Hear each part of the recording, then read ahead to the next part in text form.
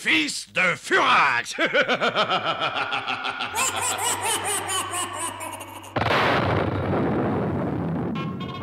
774e épisode.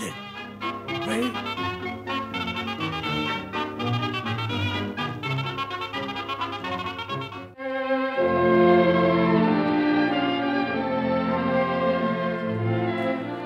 Minute émouvante, instant merveilleux. Un père retrouve son fils, un fils retrouve sa mère. Les sourires se mêlent aux larmes. Mon Dieu, j'en pleurerai moi-même.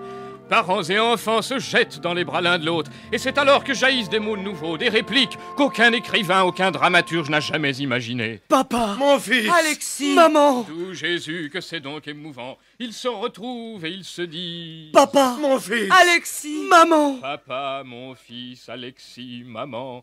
Quel poète aura l'idée d'écrire un jour ces mots sublimes et jamais entendus? Papa. Mon fils. Alexis. Maman. Et l'émotion qui les étreint de 8h47 jusqu'à minuit passé, leur couple souffle.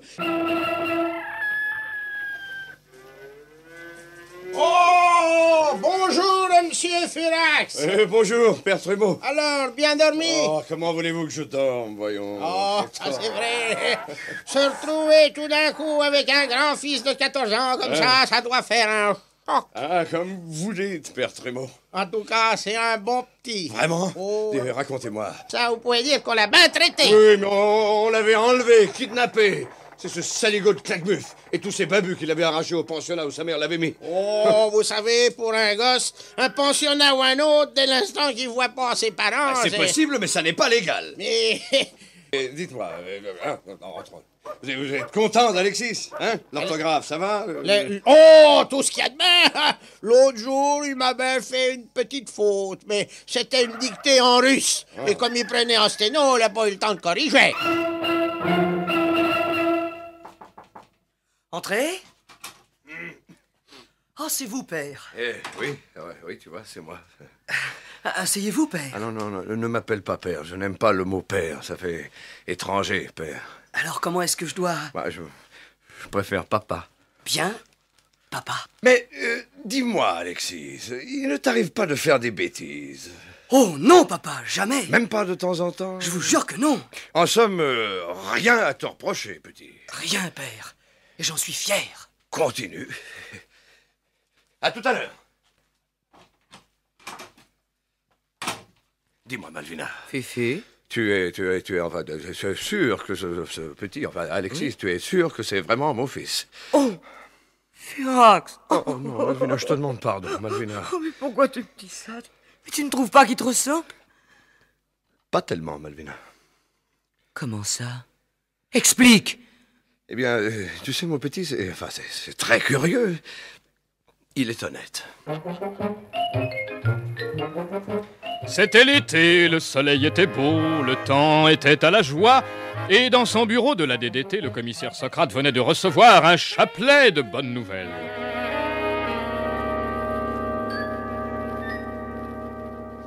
Mademoiselle Fiotte, c'est merveilleux! Quoi, patron, les vacances?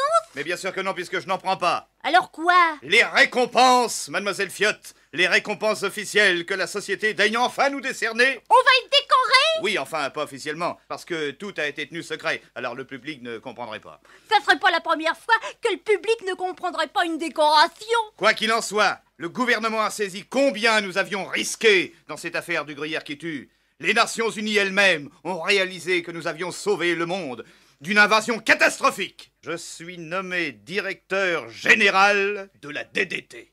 Ensuite, pour sa courageuse attitude au cours de cette affaire, notre ami Asti Spoumante, sujet napolitain, est naturalisé français et nommé citoyen d'honneur de la ville de Carpentras. Carpentras, ma che Carpentras? Que j'ai jamais mis les pieds dans cette ville de Carpentras. De quoi vous vous plaignez, Asti? C'est la capitale du Berlingot. Alors c'est différent. Mais au fait, qu'est-ce que c'est le berlingot? Seulement regardez comment ils ont rédigé ça, quoi. En récompense des services rendus, monsieur Black et White est nommé consul de France auprès de sa sérénité Pauline V a du pour Philistin. Voilà, ils ont mis Monsieur Black et White en un seul mot. Dans leur esprit, on n'est qu'une seule personne. Christ, mais alors comment que vous allez faire? Refuser? Impossible, Asti. On ne refuse pas les honneurs de la République, surtout quand on n'a rien demandé. Alors ça veut dire que... Eh oui, Asti, eh oui. Que l'un de nous deux va partir. Et que l'autre va rester. Santa Madonna, Black sans White, White sans Black. Ouais. Mais moi alors, moi, qu'est-ce que je vais devenir?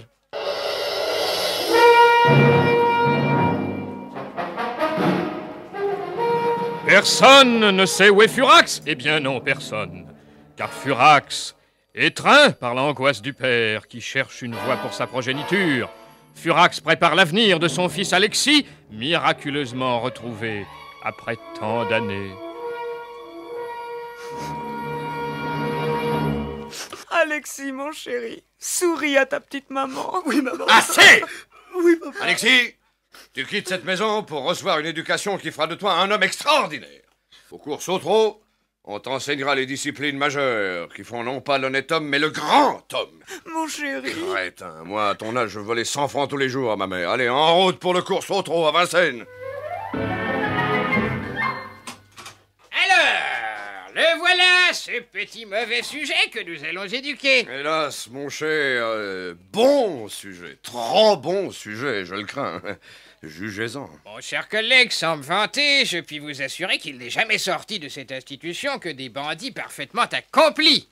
Quant à ce petit jeune homme... Je m'appelle Alexis, monsieur. Comment? Vous osez gifler mon fils? Il le fallait, mon cher, prise de contact. Les premières réactions sont toujours les meilleures. Ne vous formalisez pas, il en verra d'autres. Je m'aperçois d'ailleurs que cet enfant pleure quand on le gifle. Et c'est moi vous dire que c'est là un très très mauvais signe. Inclination à la mollesse, attendrissement facile.